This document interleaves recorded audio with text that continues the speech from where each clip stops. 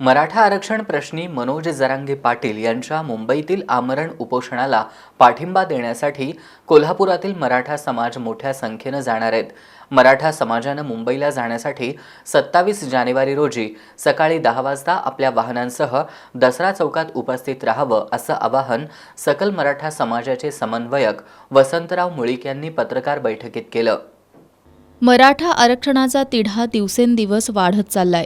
न्यायालयात टिकणारं आरक्षण दिलं जाईल असं सांगितलं जातंय, परंतु अद्याप शासन आरक्षण देऊ शकलेलं नाही।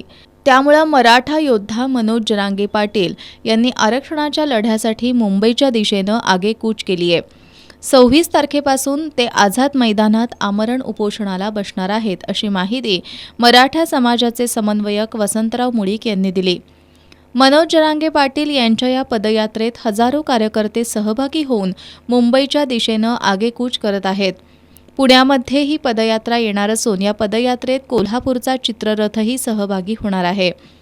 जरांगे यांच्या उपोषणाला पाठिंबा देण्यासाठी कोल्हापुरातून मराठा समाज बांधव मोठ्या संख्येनं मुंबईला रवाना होणार आहेत।